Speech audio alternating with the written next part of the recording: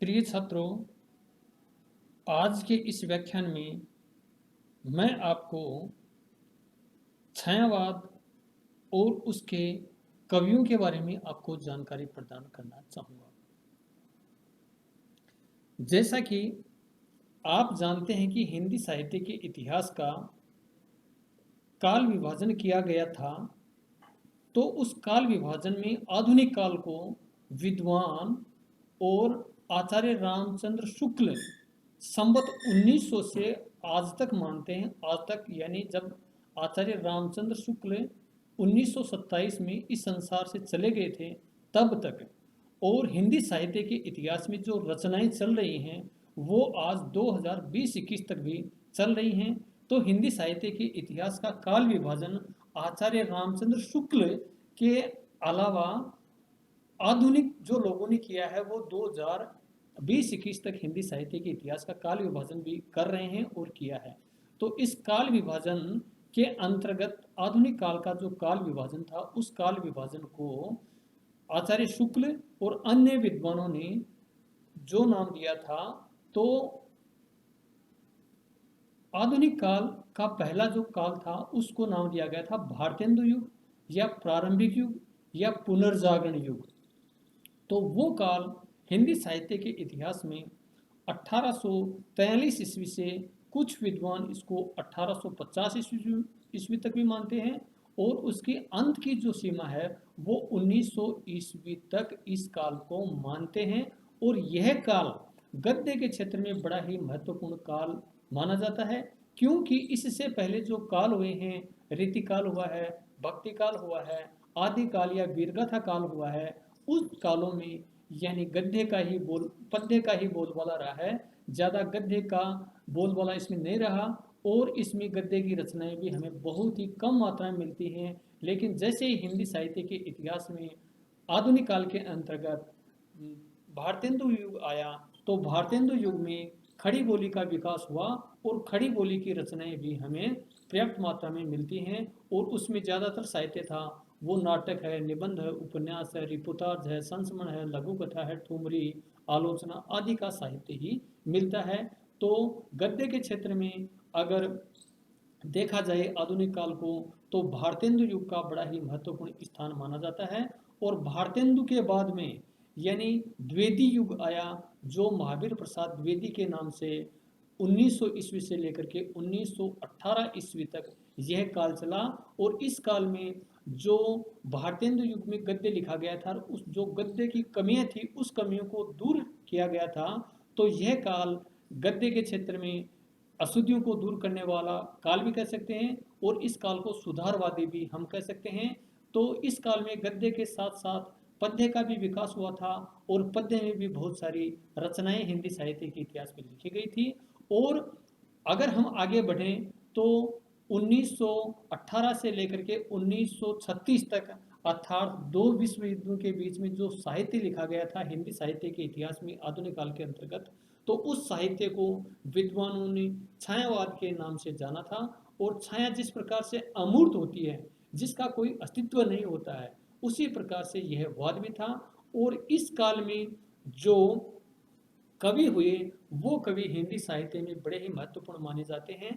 जैसे छायावाद के अगर आधार स्तंभ भी माने तो हम प्रसाद है, पंत है, निराला है और महादेव वर्मा को हम इस काल का आधार स्तंभ मान सकते हैं। और इन्होंने 1936 ईस्वी तक हिंदी साहित्य के इतिहास में आधुनिक काल की यानी कविताएं लिख करके साहित्य को आगे बढ़ाया था। और इस काल के बाद में देखा जाए तो प्रगतिवाद भी आता है, प्रयोगवाद भी आता है, नवी कविता भी आती है, षड्होत्री भी आती है, और 21वीं शताब्दी में जो साहित्य लिखा गया वो साहित्य भी यानी इसमें हिंदी साहित्य के इतिहास में मौजूद है। लेकिन हमारा यहाँ पर आज अध्ययन करना है छायावाद और उसके कवि। तो छायावाद जो मैंने बताया कि दो विश्व युद्धों के बीच में, अर्थात 1918 ईस्वी से लेकर के 1936 ईस्वी तक जो साहित्य लिखा गया था वो छायावाद है। और उस छायावाद में जो इसके आधार स्तंभ हैं वो प्रसाद जी हैं। तो प्रसाद जी ने भी यानी गद्य और पद्य दोनों क्षेत्रों में अपने लेखनी चलाई थी, और इन्होंने इतिहास के अच्छे अच्छे उदाहरण प्रस्तुत करके वर्तमान के प्रति आक्रोश प्रकट किया था। और इन्होंने जब ये साहित्य लिखा तो साहित्य में इनके साहित्य यानी भारत को आज़ाद कराने की ओर इनके काव्य गद्य में संकेत देखने को मिलते हैं कि पहले हमारा जो हिंदुस्तान सोने की चिड़िया के नाम से जाना जाता था, आज उस हिंदुस्तान की स्थिति क्या हो गई है। तो इसका आंकलन उन होने चाहिए गद्य की कविताएं हों या पद्य के लेख हों, उन दोनों में ही इस बात को देखा जा सकता है। इसी के साथ साथ अगर हम पंत की भी बात करें तो निराला की भी बात करें तो ये प्रकृतिवादी कवि थे और उन्होंने प्रकृति को साथ लेकर के अपना काव्य लिखा था और उनके काव्य में भी आधुनिक चेतना को देखा जा सकता है।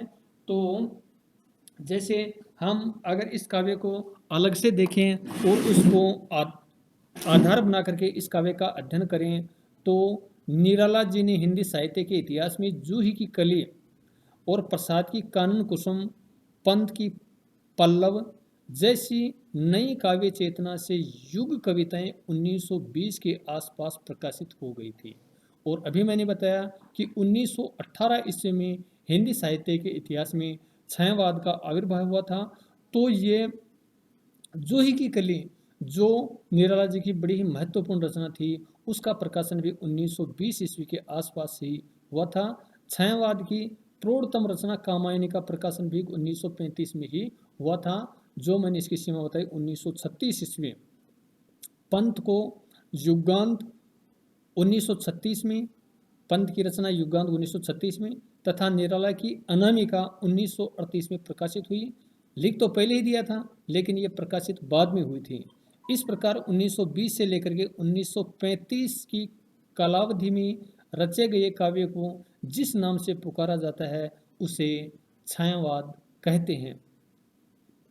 यूं आरंभ में छायावाद नाम नई प्रकार की कविताओं के लिए उपहास रूप में प्रयुक्त हुआ, किंतु कालांतर में नहीं इस काव्य धारा के लिए एक हो गया। 1914 में बंगला कवि रविंद्रनाथ टैगोर की गीतांजलि नामक काव्य कृति पर नोबेल पुरस्कार मिल चुका था। इससे भारतीय मनीषा को नए गौरव की अनुभूति हुई।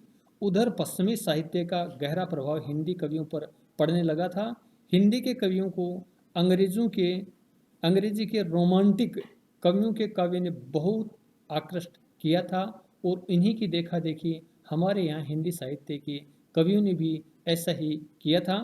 हिंदी कविता जब 1914 के आसपास अपने लिए नए क्षितिज खोज रही थी तब प्रथम विश्व युद्ध का समय था। स्वतंत्रता आंदोलन का नेतृत्व गांधी जी के हाथों में आ चुका था। पाश्चात्य अर्थव्यवस्था एवं संस्कृति भारतीय जीवन की नियति बनती जा रही थी। रामकृष्ण परमहंस, विवेकानंद, गांधी, टैगोर के विचारों ने कवियों के मानस को उद्वेलित किया था। इन सभी प्रेरणाओं ने हिंदी में छायावादी काव्य धारा को जन्म दिया। छायावादी काव्य में अमूर्त और अशरीरी सौंदर्य चित्रण की प्रस्तुति सबसे प्रमुख है। छायावादी काव्य सौंदर्य की आनंदपूर्ण अनुभूति से संपन्न है। छायावादी कविता में प्रकृति के अनिवर्च तथा मानव के आंतरिक सौंदर्य की ललक है। इन कवियों ने प्रकृति के नाना रूपों में अंतरात्मा तथा अव्यक्त सत्ता के अद्भुत सौंदर्य को देखा। इन्होंने प्रकृति को सजीव, सत्ता तथा चेतना संपन्न उपादान माना।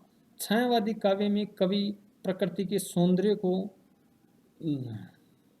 कौतूहल भाव से देखता है क्योंकि उसे उसमें अव्यक्त सत्ता के होने का आभास है। कवि के लिए प्रकृति करुणा तथा वेदना की अनुभूति का आलंबन भी है। छायावादी कवि की सौंदर्य चेतना अत्यंत सूक्ष्म है, अतः वह नारी के स्थूल तथा मांसल सौंदर्य का उपासक न होकर नारी के आंतरिक सौंदर्य के प्रकाश को तथा उसके अंग सौंदर्य की आस्था के अनुराग को चित्रित किया है। इसलिए छायावादी काव्य चित्रित प्रेम का स्वरूप भी अत्यंत उदात्त है। महादेव के गीतों में वर्णित प्रेम तो उस दशा को पहुंच जाता है जहां प्रेमी और प्रिय का भेद अपने आप मिट जाता है। किंतु यह प्रेम मानवतावादी विचारधारा से शोषित है। प्रमुख छायावादी कवियों में जयशंकर प्रसाद है, सुमित्रा नंदन पंत है, सूर्यकांत त्रिपाठी निराला है और महादेव वर्मा का महत्वपूर्ण स्थान माना जाता है। ऐसा नहीं है कि छायावादी कवियों ने जो साहित्य लिखा था वो साहित्य छायावाद तक ही सीमित रहा। जो साहित्य यानी प्रगतिवाद में आता है वो साहित्य भी छायावाद के अधीन ही लिखा गया था और छायावाद का जो काव्य था वो आगे भी लिखा गया था। तो छायावादी जो रचना है, जो रचनाकार हैं, उन्होंने प्रकृति के चित्रण और नारी के प्रति जो दृष्टिकोण रखा वो बड़ा ही महत्वपूर्ण है। तो छायावादी काव्य की जो विशेषताएं हैं वो विशेषताएं भी इस काव्य को बड़ी ही सफल बनाती हैं। और छायावादी जो काव्य था वो काव्य उस टाइम पर लिखा गया था जब गांधी जी के नेतृत्व में और अन्य सुधारवादी नेतृत्व के अधीन भारतवासी यानी अपनी स्वतंत्रता के लिए तड़प रहे थे।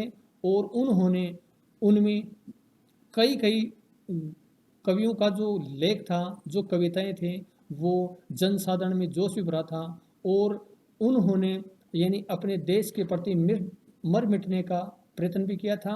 और छायावादी जो साहित्य था वो छायावाद को स्थूल के प्रति सूक्ष्म का विद्रोह भी हम कह सकते हैं, क्योंकि यह जो काव्य था वो काव्य बहुत ही इम्पोर्टेंट था। और पूरा का पूरा जो साहित्य था वो साहित्य अगर देखें हम इसमें भारतेंदु युग में, द्विवेदी युग में, छायावादी युग में और प्रगतिवादी में, तो प्रगतिवादी में जो विचार जो पुराने लग रहे थे वो प्रगतिवाद थे।